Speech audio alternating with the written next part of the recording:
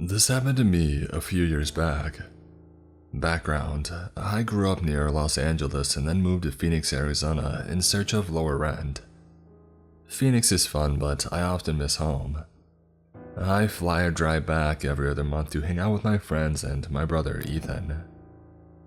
It's about a 5-hour journey, and there's always a point in the drive where I look around, check my mirrors and realize that I'm completely alone. No other cars on the road, and tens of miles yawn in between myself and civilization. I look to the mountains on the horizon and my stomach drops. Vertigo hits, knowing that I'm completely lost to civilization, and that I could have a heart attack from anxiety and help wouldn't come for hours. I just don't trust myself not to lose my mind, strip off my clothes and run wild into the dust and withered plants. And who would know where I was? How long would it take to find my body? All I can do is hold my breath, grip the wheel and wait, hope for my return to the real world. There's about a 5-mile stretch in the road too, where my unease always intensifies. Maybe those familiar with the Interstate 10 between California and Arizona will know what I'm talking about. It's marked by a single saguaro cactus, standing alone, way out in the west after you've left the crowds of them around Phoenix behind. I wonder if someone planted it there on purpose, to mark a border. There are 4 things that I often experience on this stretch of the road, and only there. Dead livestock, weird billboards, payphone booths, and the radio station. And I'm not the only one who's seen them, so I know I'm not hallucinating.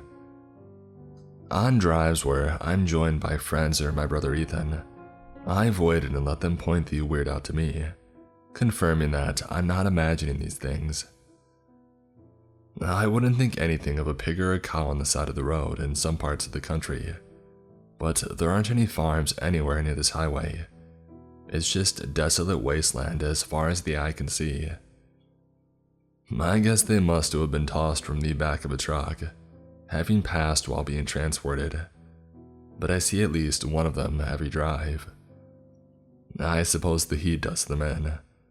Clearly they don't have proper shade or enough water. Who's stupid enough to keep making this same mistake? And the billboards seem to have moved every time that I pass by. They're those huge 100-foot long ones you see when coming into an urban hub. The images of them like software generated. As in, there are suggestions of things that might be spaces, or limbs or plant life, but there isn't quite enough of any single object to identify it. It's hard to explain, but they just leave your brain gasping, feeling out of breath. So yeah, since they don't seem to be advertising anything, I'm thinking that they must be someone's art project. Heck, you know there are a ton of artists in California, and these structures, though they appear to be made of steel, are actually a light material, suited to temporary installation. I don't get a lot of installation art, but I get this. Man, those boards just make you feel something. They tower above and throw the car into shadow as you pass by. These monoliths, vertical in the middle of the plains, something about them just makes you shiver. I did a few Google searches but couldn't find anything about them online. I really would like to know the artist if anyone can hit me up with the details. I realize as I write this how stupid it is that I've never taken a picture of one. But since the signal is whack out there in the wilderness, my phone's usually out of reach in the back until I've returned to the real world and stopped at a gas station. I always assumed the phone booths were related to the billboard art, but since the incident, I'm not so sure. They usually show up a few hundred yards from the road. You can spot them lit up, all ghostly, in the distance if you drive by after sunset. Before my close encounter, I always meant to get out and investigate these, but then I always set up from Phoenix later than I planned. I'm always running late and the scorching heat outside the car isn't very inviting anyway. The radio station is what makes the drive fun with a friend. Although I was alone, when I first discovered it, it seriously freaked me out. I was going Cali to Arizona way, searching stations around 99 megahertz, when it made itself known in a roar of laughter. And that's pretty much all that it ever plays. Laughter. Like the laugh track between jokes on a sitcom. Men and women's voices blaring suddenly and then quickly stopping. Of course, most stations gradually decline in quality as you drive out of range. This one just cuts out completely the moment I drive past that lonely cactus. The laughter always pauses where character dialogue should be. Me and Ethan have made a game of filling the gaps with our own dialogue, but a lot of our lines are too R-rated for the average sitcom. So yeah, it's fun with a friend but unsettling when you're on your own in that void between states. There are definitely other sounds in the background, murmuring and sloshing water. Me and my buddies have tried to catch these hidden words, but with little luck. Bianca is convinced she heard the word Talon once, but Corey insists that it was felon. So yeah, we got nothing. When I do the drive alone, I usually just put on my own music. Before you ask, yes, I've heard of those Russian number stations, and yeah, I think it could be something similar. A soundscape where coded messages can be hidden. All of this is definitely strange but explainable. Just because it's a mystery, that doesn't mean it's something supernatural or sinister. But I'm here to talk about that incident of a few years ago. I usually try not to think about it, but I've had a few beers this evening and it's all coming to the surface. I was driving to Cali on a Thursday afternoon. I had Friday off work and I was looking forward to a long weekend. The skies were deep blue and I had plenty of snacks for the road. I was in good spirits. The car was a bit of a mess. My brother had left some of his things in the back and for reasons unknown to me, it reeked of fast food grease.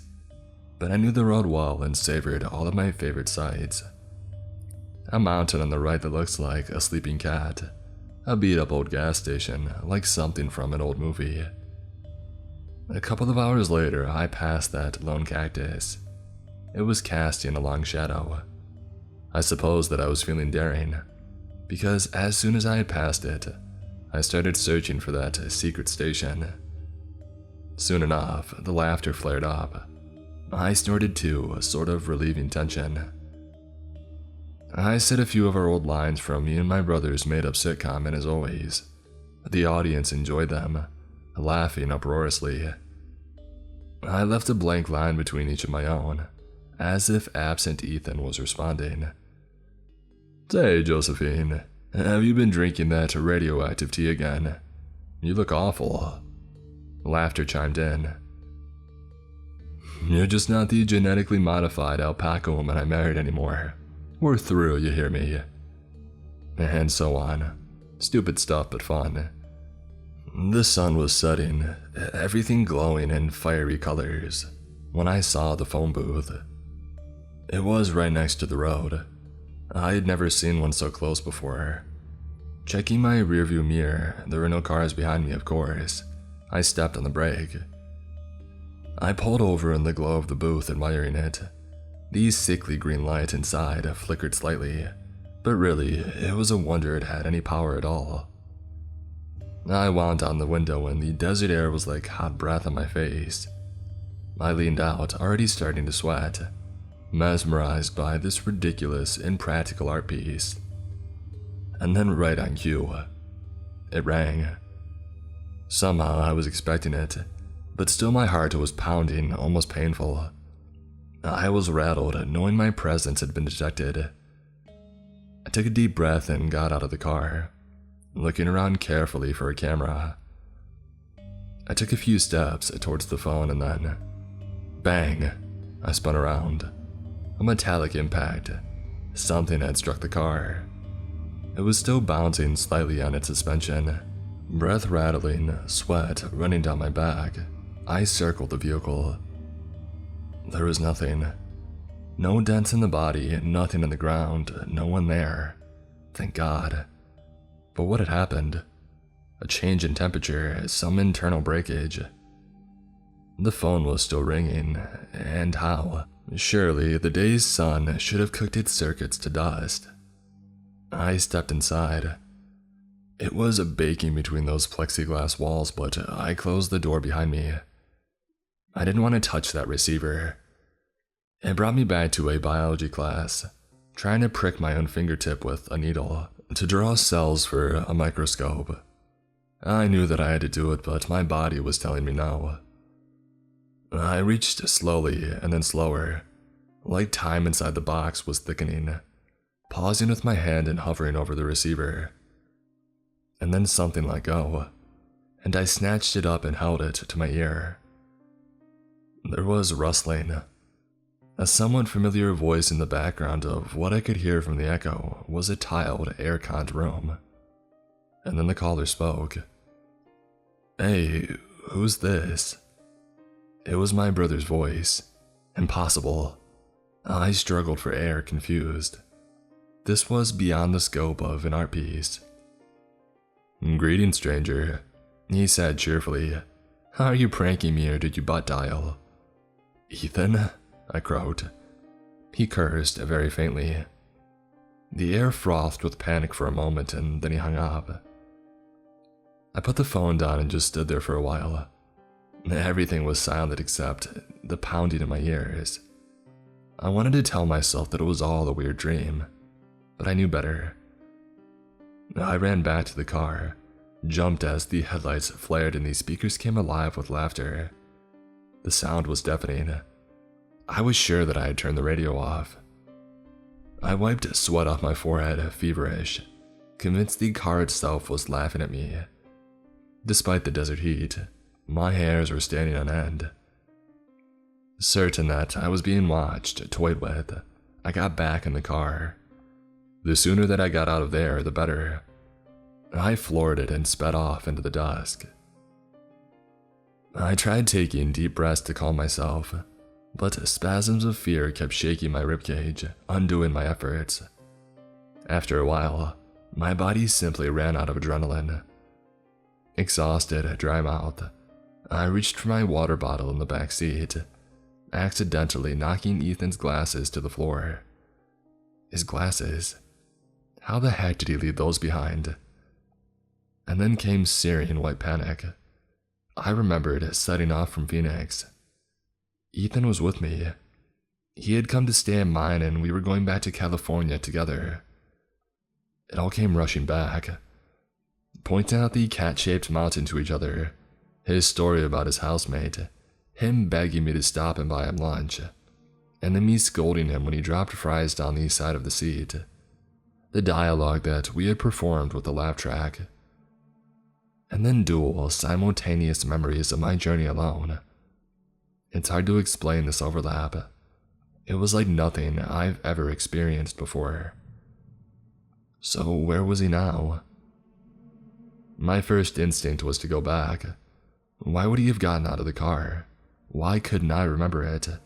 The worst thought was that I might have thrown him out, done something to him somehow. I've never in my life wanted to do anything to my little brother, but then I seemed to have completely lost my mind. I couldn't be sure of anything. I checked my phone, no signal. If I went back and found him, would I try to do the same thing again? I drove on, lost. Away from any other witnesses, the landscape just wasn't real. My single gaze wasn't enough to make it solid and whole. I had caught the land unprepared, so the road and the yellow-gray ground was just a thin membrane, with nothing underneath that layer of dust and soil. I was sobbing, certain the car wheels were skimming a fragile shell, and I was about to slip through into a hollow void of incomplete terrain. My legs went numb. There wasn't enough gravity. At some point, I think I decided that I needed help before I went to find Ethan. I wasn't even sure my memories of him being there were real. I prayed they were just a paranoid delusion, that my brother was safe and sound, cooking dinner and just hanging out in his apartment. A wind turbine in the distance told me that I was getting close to my destination. Bianca had invited me to stay at her place. I pulled up on the drive, headlights reflecting in the glossy window pane of the doorway. As I turned off the engine and stepped out, I saw her come running to the window, eyes wide. She was scrambling at the door as I approached. It burst open. "Jesus, Sam, where have you been? Ethan!" She yelled back into the house. "He's here? Ethan's here." She nodded and threw her arms around me. I could breathe again. I hugged her back, elated. He was safe. I had only left him there in the desert in my sick imagination. He was there. He clapped me on the shoulder, dark shadows under his eyes, saying, "Come on, dude, where have you been?" He looked over my shoulder. "How did you get here?" I laughed. I was so relieved to see him, and what was he talking about? "I drove," I said, raising my eyebrows and indicating the silver Honda on the drive. But he just looked at me like I was the one fooling around. "I saw him get out of that car," Bianca said, pointing at the car and then the keys in my hand. "Then where's the car that I got here in?" Ethan asked. "Did you rent the same car?"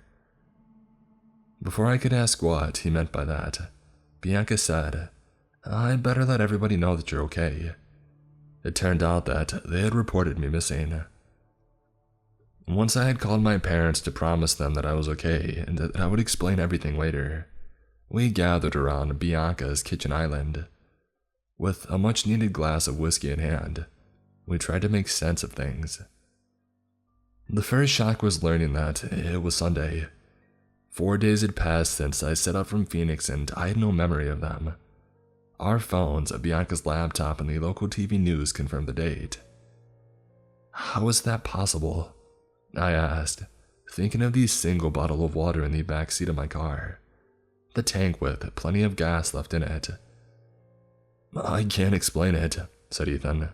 "But we set off together on Thursday evening, right?" "Right," I said, realizing those memories of the drive with him must have been real. We stopped at McDonald's.